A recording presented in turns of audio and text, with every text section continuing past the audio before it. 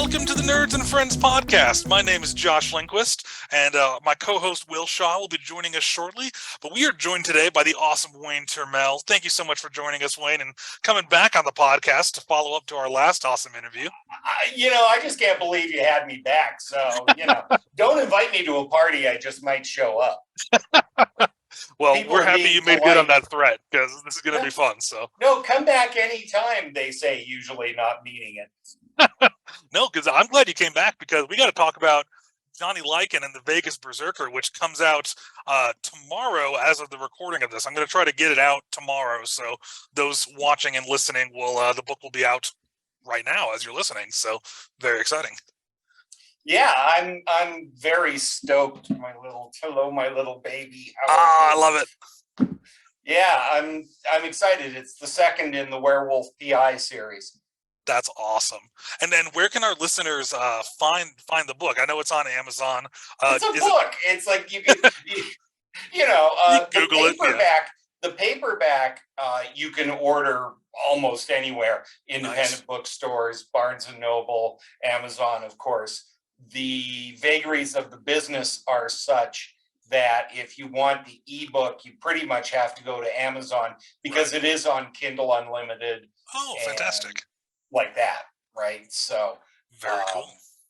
But then, with my other books, like 98.2 or something % of my ebook sales were Amazon anyways. So It's not like there are hundreds of people bemoaning the fact they can't get it.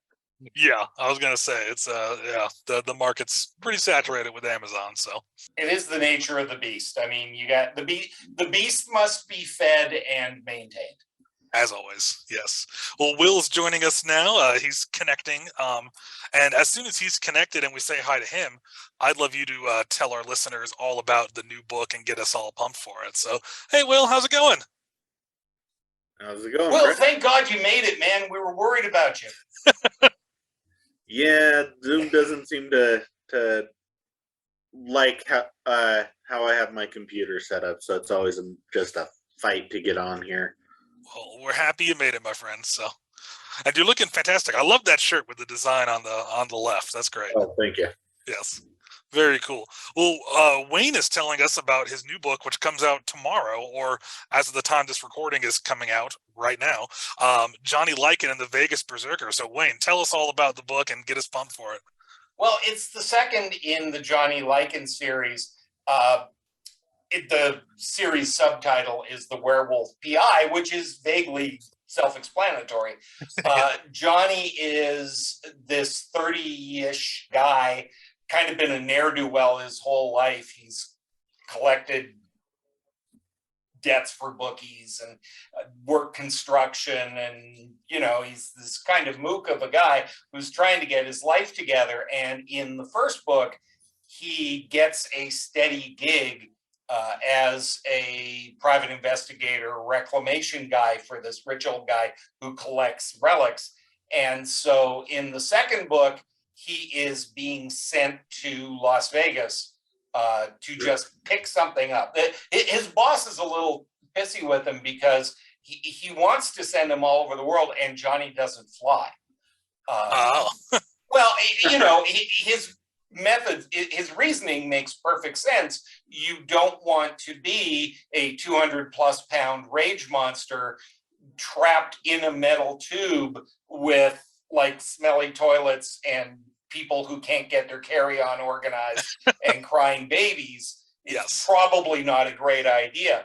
And it puts him closer to the moon, so that's dangerous too. Exactly. And so Johnny drives out to Vegas, and we are shocked that the reclamation of the crystal egg that he went to get doesn't go as planned. Of course. And so he runs into a bunch of cool characters, a psychic pawnbroker, a coven of very cool witches who basically run the Haunted Museum here in Vegas, except in this case, it's run by Carmen Mystere and her coven of badass women. And there are some Western cowboy types who have decided to steal this thing that Johnny's supposed to get and he has to go after it, and they have a secret weapon on their side that Johnny has to deal with. Ooh, this sounds like Ray Donovan meets Smoking Aces meets Underworld, and I love it. It sounds incredible. Yeah, it's a little bit. A buddy of mine described it as if Jack Reacher was a werewolf. That's awesome. I love that. And I kind of dig that. You know, this big kind of well-meaning Hulk of a guy who just gets into trouble. And finds himself in the middle of a bunch of interesting and opposing forces. I like that a lot. Indeed. And it's fun because in the first book, the multiple, double digits of you who read the first book, that it is very Chicago-centric and it very feels like Chicago. And it's fun because this book, part of it takes place there, but a lot of it takes place here in Vegas. And it gives me a chance to beat on my new hometown a little bit. Right. If you've ever seen people from the Midwest who come to Vegas, they basically have two responses, right? One is that they love it and they're kind of mystified and dazzled by it all, or they are convinced this is, Satan's rec room and they go screaming. And Johnny is a nice Midwestern boy, and so I get to write all this snarky stuff about Vegas. I love living here. I love being here, but I get it. Right. So to be able to write that through Johnny's eyes is a lot of fun.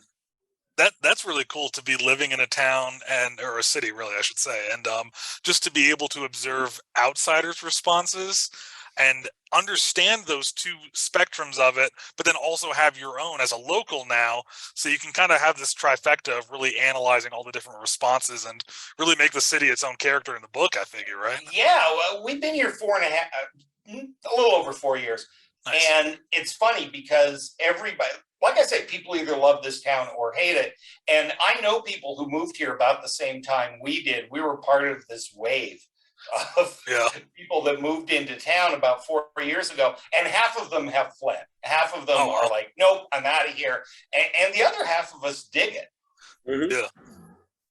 And, there are, I don't know if you've ever been to Vegas, but there are things that happen here as a writer if you just keep your eyes open. I bet. Is the coolest thing. I remember there was a week. My wife and I talk about this often with people who come to visit. There were 2 instances in the same week that we just went, yes, that's. The first is my wife texts me from PetSmart. She's getting the dog groomed.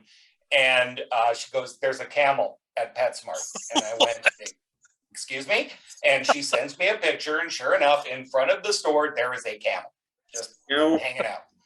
And she said to the girl at the counter, there's a camel. And, kids born and raised here, they're trying to get it acclimated to people. What? Well, it makes perfect sense. If you think about it, if you're going to be doing kiddies rides and have it in a petting zoo or whatever, right? You want it to be used to people. But somebody just decided, let's go to the mall and just have it hanging out and, get it used to cars and people. And like you do. As one does. Yeah. Right? So we thought this was the weirdest thing we were going to see all week. And we were wrong. As we frequently are. So I'm driving up the street. A couple of days later, the bride and I are in the car, and there's a guy walking up the sidewalk, and he's got something big and kind of orange, and I'm trying to figure out what he's doing. And I realize he's got one of these giant stuffed Terry Fader type ventriloquist dummies. Oh, like a big one, though. Yeah, like a big one. And he's walking up the street, actively engaging. Wow. With the ventriloquist dummy. And this is not on the strip. It's just a residential neighborhood. And we're driving, and I don't know if he's rehearsing. I don't know if he's having an incident. I don't know what the deal is. But my favorite thing is he gets to the curb, he stops, and the dummy looks both ways. Oh, that's fantastic. And I just lose it. I'm like, this does not happen in Cleveland, Right. Wow, that's fun. I Well, mean, it is fun, but it makes it's why Vegas was such a good spot for this book. Yeah. And there are characters that would naturally be here. Mhm. Yeah, because that was my first reaction when I heard you were going to put it in Vegas. Is, well, that makes sense if you're going to find a magical item, or if you're sending someone to pick up a magical item. Vegas is a very likely place of it, unless you're going to go dig it up. Well, there's two things that made Vegas the logical choice for this. Three, if you count my laziness, and I figured, I'll just write what I know and make it easy on myself. But there are two things. One is there is a character in the book who actually appeared 4 years ago in a short story I wrote. Oh, cool. A story called The Clairtangentist. It's on storg.com. And Lem is this older African-American man who's a pawnbroker, but he's also a clairtangentist. He can touch things and the objects tell him their stories. So as a pawnbroker, of course, he knows when something's hot, or if there's a tragic backstory, or, does he cut this guy a break, or whatever the deal is. And I really love that character. And of course, he lives in Vegas. It's the perfect place for him. So Lem became part of the story. That's awesome. And then the other thing was the MacGuffin, the egg that Johnny's going after. There is, of course, Zach Bragan's Haunted Museum here. If you watch Travel Channel and you watch all those ridiculous ghost shows, he's got his museum here in Vegas. And what I did was I swapped him out for Carmen Mystere and added a showroom. But a lot of that museum, in terms of the layout and the stuff that's in it and that kind of stuff, is here in Vegas. And so I used that. Which I gotta say is a great move, because I would definitely watch that show if you replaced Zach Baggins and his group with a Coven of Witches. 100% I would catch every episode. Well, not only that, but the star of the show and the runner of the museum, Carmen Mystere, is essentially Chris Angel with boobs. If Elvira and Chris Angel had a baby, it would look like Carmen Mystere. Okay. I do have to say, you've already sold me on this. You don't need Stop selling, just take my money. Shut up and take my money. Well, hopefully others will feel that way. I mean, that, it's funny. I've been doing a lot of these kind of podcasts, obviously, in preparation for the launch. And the most honest one, I don't know if you've seen David Green from Ireland. Oh, we've had him on the podcast. He's great. Yeah. Oh, yeah. His show is called What Are You Selling? I thought that's like the most honest name I've heard yet. That's awesome. Yeah, David's a great guy. We loved having him on the podcast and hope to have him back on again. So that's cool. So what was did he make you do like a sales pitch for that, or just kind of? No. We were just talking about, but he's so laid back and terminally Irish that I have to adjust. Fortunately, I'm an old man and I've survived this long by being able to adjust my energy to the people I'm talking to, right? Because I've talked to David twice now, and I've actually been on other things with him, and you got to kind of adjust your energy level. You guys are bouncing off the walls, which is cool. I can do that, but you got to tone it down a little bit sometimes with some people. Right. Well, they call it mirroring in the sales business. Well, and I was going to say, the last time you were on the podcast, you talked about that you have a background in some stand-up comedy, and I figure mirroring the audience's energy is really key to that. Yeah. Yeah, absolutely. You can't come on too strong until they decide they want to go with you, and then you can go wherever you want. That's awesome.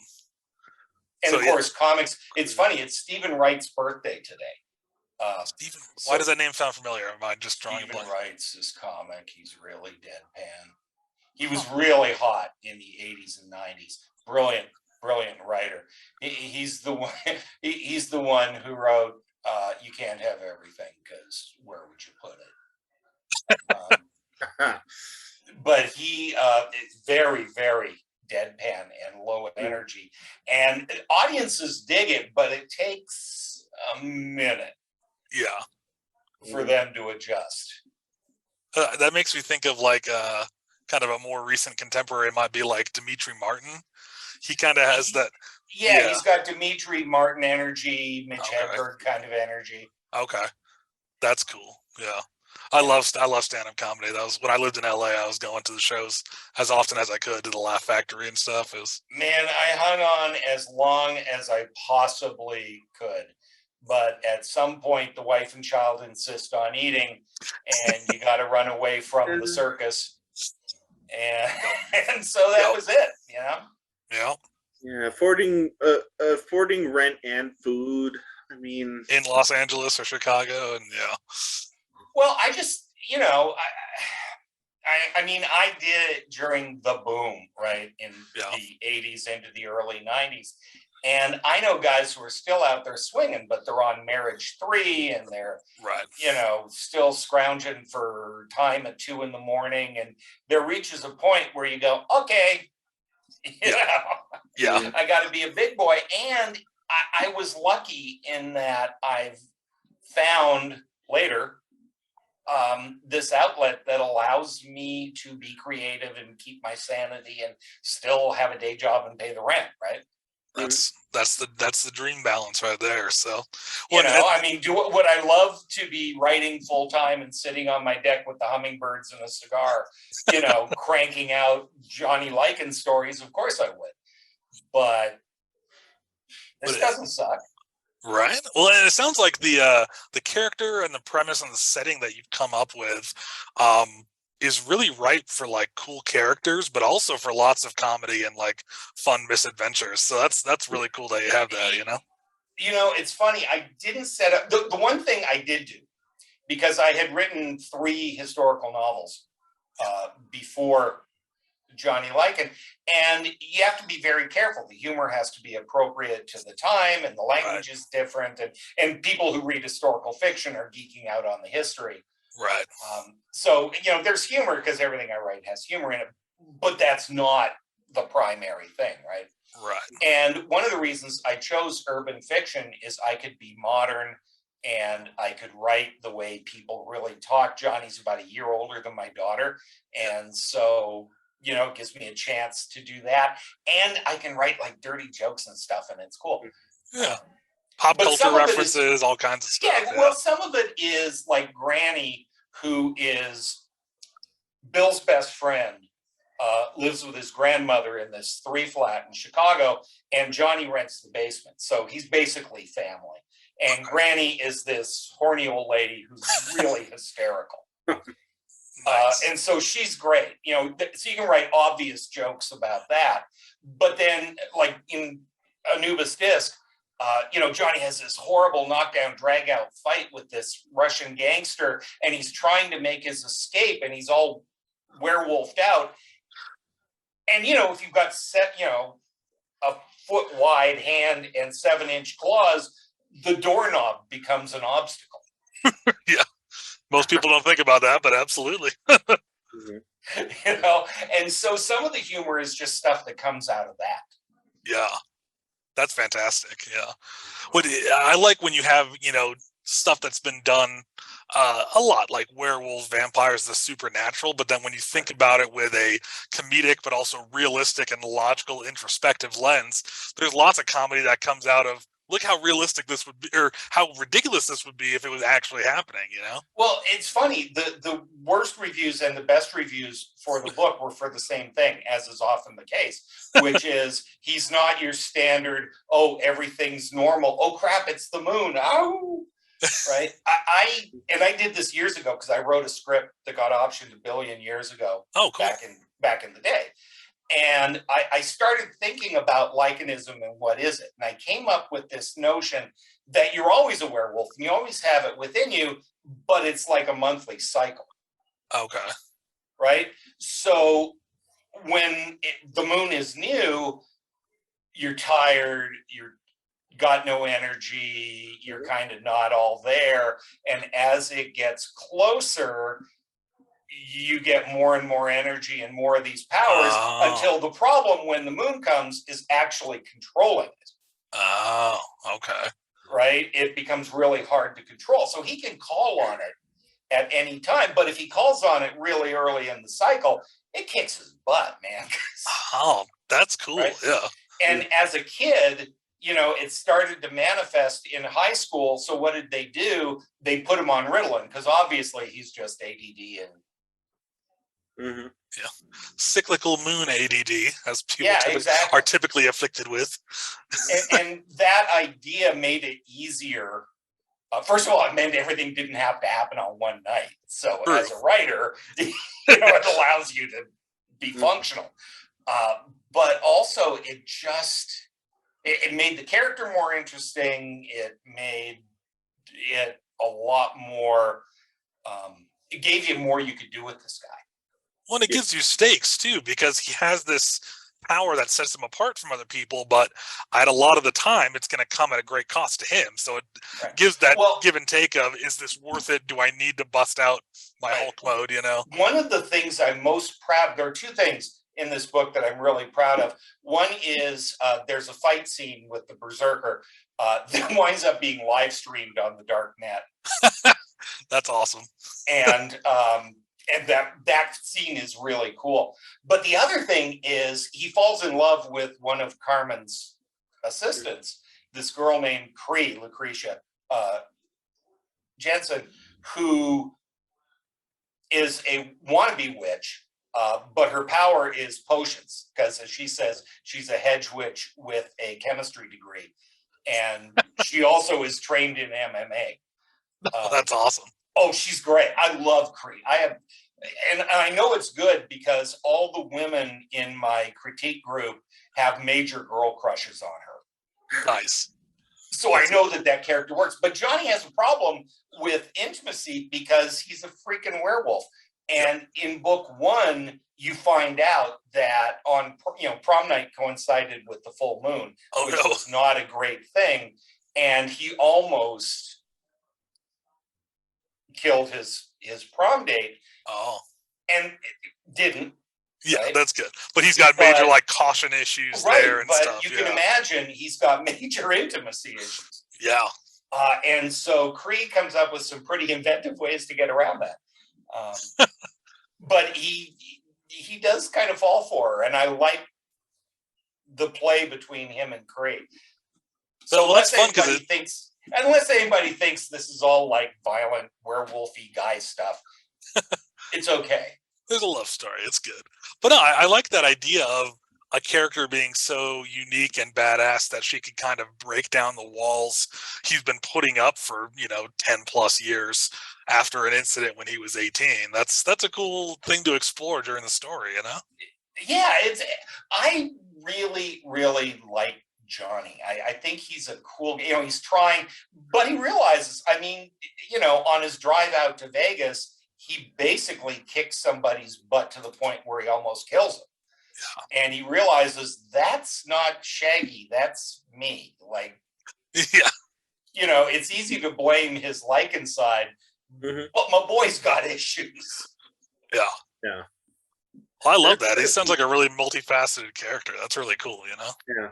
And that's an interesting way to kind of play off that psychological duality of like, how much of the violence am I just blaming on this force of nature, and how much is actually just me? Well, that's exactly right. I think I mentioned this last time I was with you, but so much brilliance spills from my mouth that I can't remember. Werewolves have always been my favorite trope, and it started when I was a kid. I was 13. I was babysitting my cousin. I remember this very clearly. And they had one of those Friday night monster horror chiller shows out of the Seattle KIRO channel, the Cairo Count. And they showed Curse of the Werewolf with Oliver Reed. And it stuck with me because, you know, every 13-year-old boy has this rage monster inside of him. And I was a really good church-going, well-brought-up, polite, straight-A student kid. Right. And that duality, that notion that I might have something inside me that wasn't that, kind of freaked me out. Right. And it still does to this day, this notion. And we see all the time evidence of people who seem perfectly normal and then, yikes. Yeah, and I think that's just like a very human experience of like everyone, like ultimately we are all kind of slaves to our emotions at a certain level. Like there is something that can push anyone to do anything given the right circumstances, but that can be kind of a horrific thing to think about, of like, what is this monster, or is this a separate monster, or is this just how everyone is? Well, and that is, I mean, ultimately, you know, horror fits into 3 or 4 lovely little buckets, but that's certainly one of them, right? Is I have this thing inside me, whether it's, you know, the alien bursting through my stomach, or, you know, somebody taking over my psyche, or making me do something that I don't want to do. That's pretty classic stuff. Yeah. Which is partly why I marketing the series has been a bit of an adventure, because is it horror or is it urban fantasy, right? And it's like, oh, it's a werewolf detective, it's Dresden Files, it's obviously urban fantasy, but then there's this little darker side to it. Yeah. But it's not really outright horror. The horror fans think it's too frothy. Okay. Basically. And then I figure some urban fantasy people are like, whoa, like this is a lot. Yeah, it's funny. Fortunately, urban fantasy is a pretty big genre, but there are things in it that make me crazy. Like when we're looking for cover art for the things, if you go into urban fantasy on Amazon and just start scrolling covers, and you realize that there are like 5 artists who do every cover in the world. But basically, they're all these beautiful people. And the guys, even in the shapeshifter novels, and by the way, there's like 7 subcategories of shapeshifter novels. But if you go in there, there are all these incredible bare-chested guys with 6-packs. And I'm going, you're a wolf. There's not a hair on your body. Yes. Right? This guy must wax 27 days of the month. And the running joke with Johnny is he's hairy. I mean, you know, he's got stuff coming out of his shirt, and his arms look like somebody carpeted him. And, you know, he looks like a guy. Yeah. That's fun. That is rather troublesome, where you have the where you go down the urban fantasy aisle, and every single one of them that has a male, it's always cut off like here at least. It's just open shirt or no shirt. Right, exactly. Yep. Exactly. And the women are all like perfect and gorgeous. And you know, Cree is obviously cute, but she's, you know, she's got spiky hair and she's got a crooked tooth, and you know, she's great because she does MMA, but she's got, you know, thighs that could crack walnuts. Yeah, that's the thing. Like if you're an MMA fighter, you're probably not going to have all of your teeth in straight anymore. Well, that may be true, but she doesn't compete anymore, so she'll probably keep them. Well, that's good. Yeah, but like my point though, with the, like, you're a werewolf, you're turning into this beast, you're getting into fights, you're fighting mythical creatures, and yet you don't have a single scar or right. Yeah. No, Yeah, I like I that mean- element of realism there. I think that adds a lot to the story for sure. It's what makes it fun. Also, if you're living in America and you have 0% body fat, Yes. absolutely unrealistic. There are supernatural forces at work, if that is Right? That's got to be a spell. That's awesome. Well, Wayne, what was the biggest difference that surprised you coming from Chicago to Las Vegas? Oh my God. Besides camels and stuff, you know. Well, there's a bunch of things. This was a weather move. Okay. You know, because I mean, I'll throw 20 in a video poker machine, but I don't gamble, and you know, I'm old, so there's a lot of things I don't do. So it was a weather move. So the weather is obviously part of this. You know, I had moved from Canada to LA, spent 9 years in LA where it was sunshine and warm, and I used to be a complete jerk about it. You know, I called people back home and go, "Oh, I was going to call earlier, but I was out back picking oranges." And well, you know what it's like when you live in a cold weather place, right? Yeah. There's that. And then God decided to punish me by sending my ass to Chicago for 18 years. Yeah. So I'm not making that mistake again, right? I'm grateful for the weather, but I'm not rubbing it in. The biggest, what I love about Vegas is the same thing I liked about LA when I moved there and then stopped loving because it was no longer true. I think when I moved to LA in 91, it was the very end of LA being a place that black sheep and renegades and loners could go. I mean, the whole half the 20th century, that's what they did, right? They left home, they went to California, and they kind of stopped because if you go any further west, you have to learn Japanese. And so LA was full of loners and misfits and weird people, and that's where the film industry and the music industry and all of this stuff came from, this creativity. And it's no longer that. I mean, it exists, but not like little pockets, yeah, but it's hard to find for sure. But it's hard to find, and it's expensive, so it's priced out. And a lot of those artists have come to Vegas. There is an incredible, I mean, they're building a couple of studios here. They're, you know, the number of artists in this town, writers and others, is incredible. And, that's awesome. That's a great energy. And even though I'm, you know, I could literally be the father of a lot of these people that I'm in writers groups and stuff with. I love it. And the energy is great. And the people are really cool and diverse and interesting. And that's cool. Yeah, I think that's something that Colorado Springs is okay, but I miss that. It doesn't have that same element. So I've been thinking about, And so, you know, when we're talking about stuff we like, I mean, some of this on a spiritual level, right? That works for me. Yeah. But it's also simple things like I've lived in Vancouver, Toronto, LA, and Chicago. And so when people here complain about traffic, I just laugh. Right. You call this traffic, you amateurs. You know, it's funny because Vegas is big enough that it has everything you need in the city. I mean, there's 1.5 million people here. This is not Mayberry. But it's geographically small. And so, you know, a lot of people live up in Summerlin, northwest corner. It's kind of, for those in Chicago, it's Naperville. But it takes 40 minutes to get up there. And we're like, oh, I have to go all the way to Summerlin. Oh, my God. And, you know, it used to take 40 minutes to get to the train station. Right. In Chicago. So we've gotten a little bit spoiled. Yeah.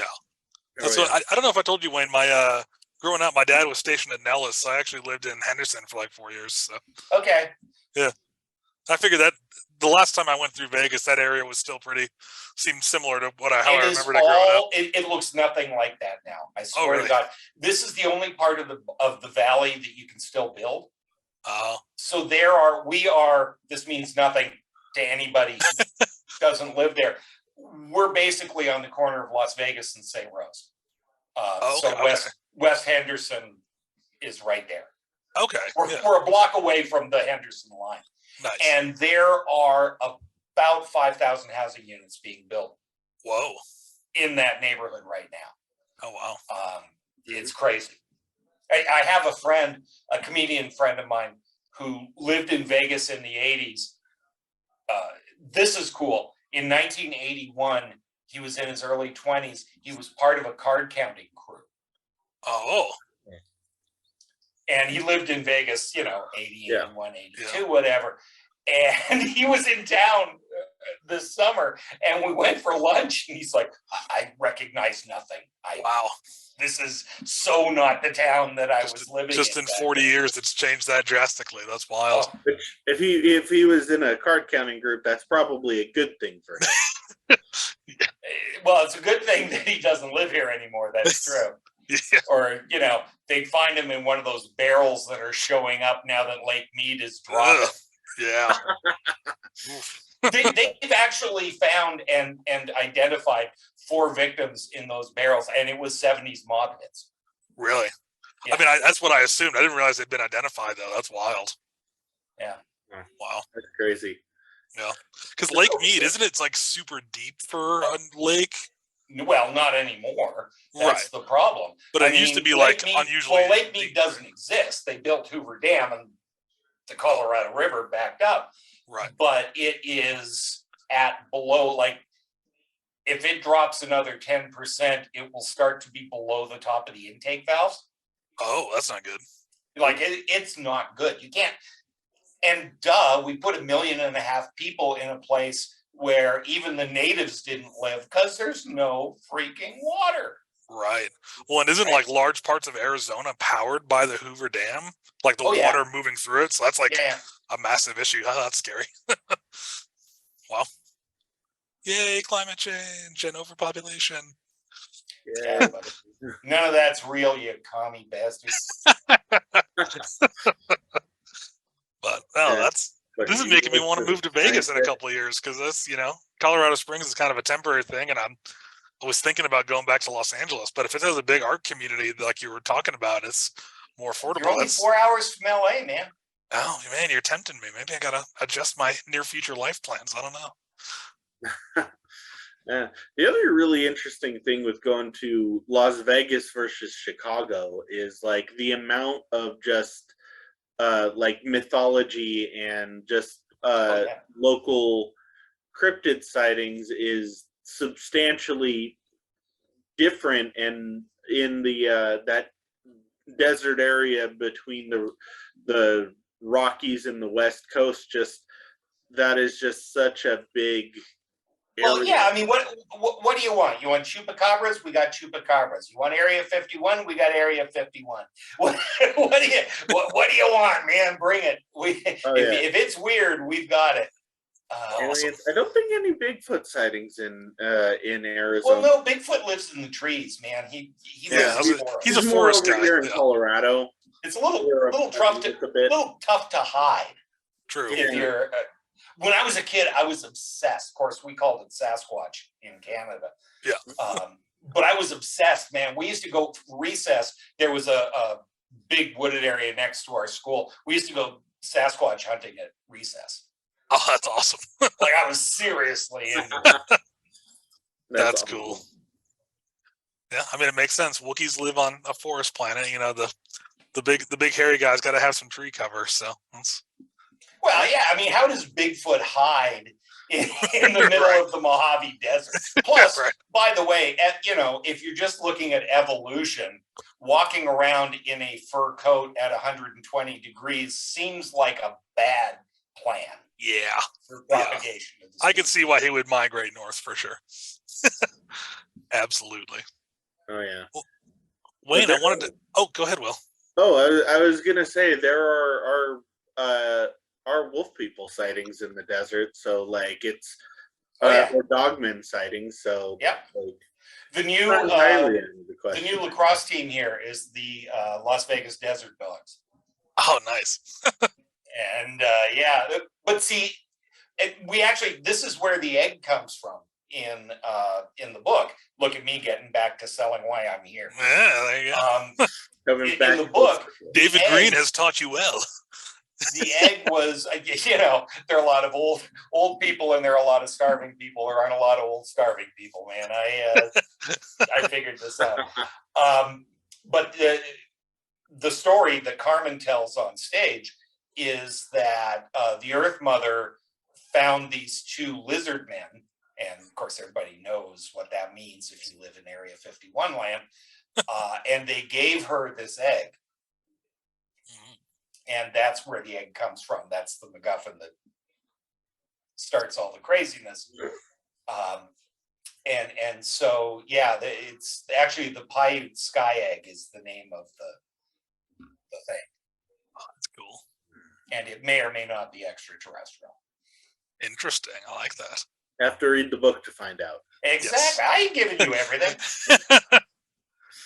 Well, I wanted to ask you, Wayne, being an author now, because this is, I mean, I know you have multiple books on Amazon, and some of them are nonfiction, but this is your fifth fictional book, correct? Is My it fifth novel, man. fifth novel? That's awesome. So I wanted to ask you, what's been the most rewarding part of writing 5 novels, and then what's been the most like challenging or frustrating part? Oh man, the most rewarding part is saying I wrote 5 novels. Oh yeah. People are incredibly impressed. And if they only knew. But they don't, so it's okay. No, I think the most rewarding thing is, honestly, and I'm not sucking up, you just meet so many cool people. I really, really love hanging with writers, and the internet Zoom world allows you. It's funny, a bunch of my short fiction, for some reason, they like my short fiction in the UK and Ireland better than they like it here. And so I have a whole kind of network of writer friends in the UK, some of whom I actually got to meet this summer, which was really cool. Oh, that's awesome. But, and then I've got you nerds, and I've got people kind of all over the place that we hang together. I mean, we're kind of part of the same science fiction fantasy network thing. So there's a lot, David Green, and there's all these people who have kind of crossed trails. And if you're not a complete jerk, it's a very supportive, cool group of humans. It really is. I have yet to meet. I've met people in the film industry who are complete jerks. Not too many, but a few. But no, in the author community, I've yet to meet any complete jerks. Give you names. Oh, cool. Okay, good. Let's go. Trust me, I've got. I haven't crossed paths with them yet, so that's good. They are few and far between. Jerk, I take offense. No, I'm kidding. But I believe that at its best, right? People talk about writing being a lonely job, and truthfully, I think typing is a lonely job. Like, you got to sit your butt in the chair and you got to do the work, and that's lonely. But writing, I think, is incredibly social. Interacting with other artists and conveying ideas, telling stories, just bouncing. That's what I loved. But people ask me all the time, "What do you miss about stand-up?" And let's face it, if you were a single guy in your 20s making a living on the road, life did not suck. Right. If you're staying in hotels and people are paying your bar tab, and people think you're fabulous, and I miss that, of course. I don't miss the business. I don't miss the club owners. I don't miss any of that. What I miss is after the show, sitting in some guy's hotel room till 2:30 in the morning, just bouncing ideas off each other and riffing and just laughing my butt off. Yeah, just collaborating, being creative together. Yeah. That's fantastic. Yeah, I mean, that's the part of it that I miss. And I'm very fortunate, and I don't discount this, that at a later part of my life, I mean, Count of the Sahara came out, I think I was 52, because I think it's 8 years. The Count of the Sahara came out. So 5 years and 8 years, or 5 books in 8 years ain't bad. That's great. But the people that I've met and the friendships that I've made, and just the sheer fun and silliness that goes with that is great. Yeah. No, that makes all the lonely typing worth it, to have that connection with fellow creatives at the end of the day, you know? Yeah, absolutely. That's fantastic. Well, I can't think of any other question. I think that's a great place to end it. That's a warm, that like motivates me to like write more and then like also like interact with my writer friends more. That's fantastic, you know? Yeah, well, you know, I mean, now at this point, the weasel in me kicks in and goes, for the love of God. Check out Johnny Lycan and the Vegas Berserker and the Start Anubis with disc. Johnny Lycan and the Anubis disc, and then December 8th, Johnny Lycan and the Vegas Berserker. There you go. Awesome. Check it out. Leave a review for the love of all that is holy. Yes. Yes. People don't don't realize. Oh my God, those are like little diamonds. Especially So these pathetic. days online, like everything lives and dies by like reviews and the algorithm. Well, that's what's crazy about the algorithm is they don't even have to be good reviews. Mhm. Oh, Yeah. really? Right? And here's the thing. When a book first comes out, they assume, and by the way, they're not wrong, that the first 10 reviews are going to be your friends and relatives. Right. Mhm. And they're all going to give you 5s. Yeah. Which is pretty much always the case. Yeah. Which is always the case. Right. Mhm. But then if it stops suddenly at 5 or 10 reviews, that means nobody's reading the book. Or if they are reading the book, they're not leaving reviews for it.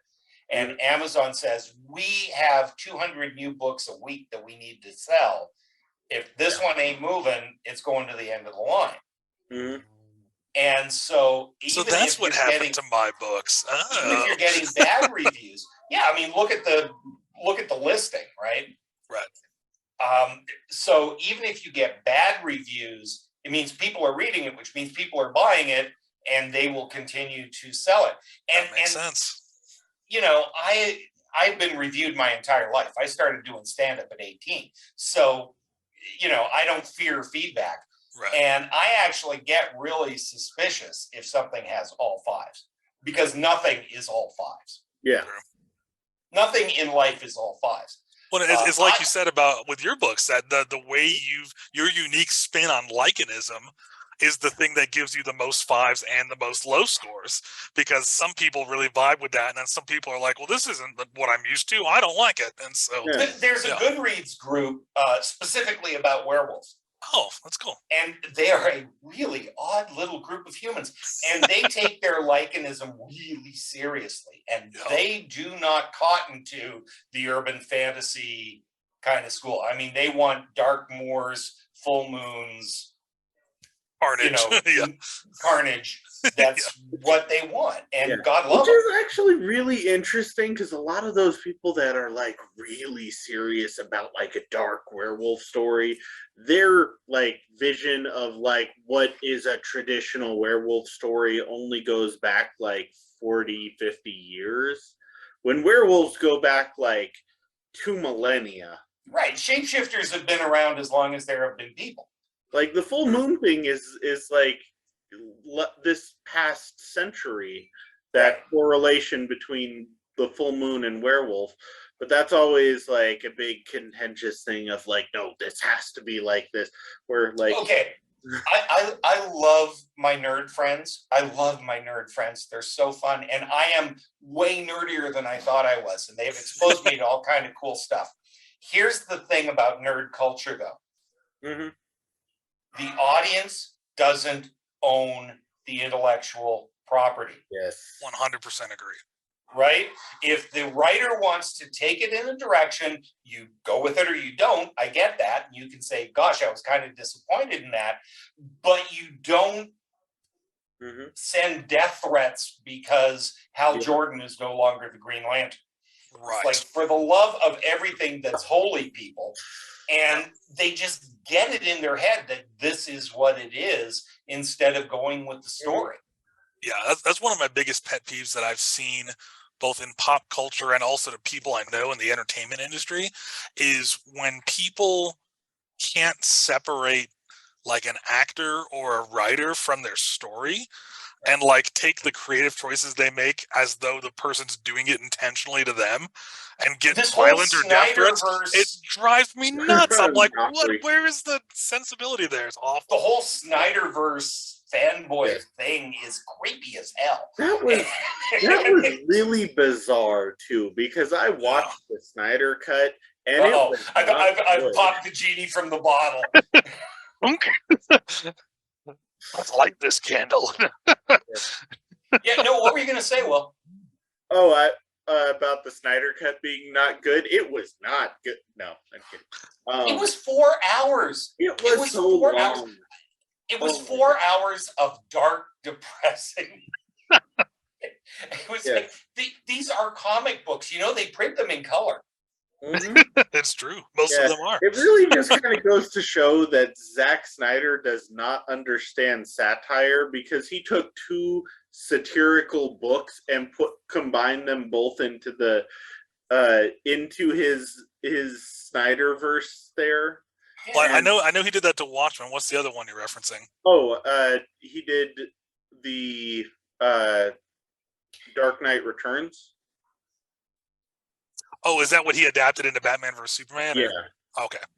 I gave up on the DC movies a long time ago. I haven't really seen most of them. I mean, here's the thing is that is somebody's problem. But if you read the Twitter comments, it's terrifying. Right. Like, I made a movie that you didn't like. Sucks for me. Right. Mm-hmm. Don't give me your money. Fine, tell people other people not to see it and save them the money. But it wasn't a moral failing. Yeah, of course. I didn't betray your childhood because I gave Batman nipples. You know? Right. Which is weird, because the nipple Batman was at this point is one of the better Batman movies too. Those Schumacher films. You know, but it's like, I think I'm going to do one more Johnny Like. I'm in the middle of book 3 right now, and I think after that I'm going to take a kick at a screenplay. Nice. For Anubis Disc, because I have somebody who's sort of kind of maybe interested, and I haven't written a script in 30 years. So I think that'll keep me off the street and out of trouble for a while. Mm-hmm. But, you know, it's like, come on, people, this is all fun. And you know, but this all gets back to the fact that reviews, I don't mind. Like, if somebody can give me a compelling reason that they don't like what I do, because one person's bad review is enough. One person's trigger warning is another person's advertisement. Yeah, true. Right? True. You know what it's like with horror films. This is the grossest, most disgusting, socially irresponsible thing I've ever seen. Take my money. Exactly. Or I'm trying to remember what video game it was back in the 90s, where their slogan was X game, whatever, your mom will hate it. You know, sign me up, baby. Or there's also like a political, and I'm not gonna name names. I'm sure like anybody who's from Denver will probably remember the ad, but it's like one political candidate said about the other of like, he wants to give your family health care. Like, damn her. It's like, what? What side of this issue are you on? Well, Wayne, I have to ask you one thing. When you finish the screenplay for Anubis Disc, can I help you do a table read over Zoom with actors? Because I would love to be so involved. Cool. I've seen you've been doing that. That is actually really freaking cool. I would love to help out with that. I would love to be part of it. You know what? This is actually a thing. Remember, we were talking about connecting with people all over the world and expanding your network. I don't know if you know Kirsten Beyer. I don't. She writes for Star Trek Picard. Oh, but she is a huge fan. Picard does not have a writer's room. Really? Because her staff is all over the country. Oh, so it's all Zoom based. One person who's disabled and can't come to an office. She's got somebody else. But all of a sudden, her writer's room is all done on Zoom. That's fantastic. And it works. That's awesome. It's very cool. That's cool. Well, Wayne, I can't wait to see where the Johnny Lycan franchise goes. That's very exciting. So, just a reminder to all our listeners, check out Johnny Lycan and the Vegas Berserker, available now when this podcast releases. Very, very exciting. So, Wayne, thank you so much for your time. This has been a blast. Thank you, guys. This was a blast. Absolutely. We can't wait to have you back on again when Johnny Lycan 3 comes out.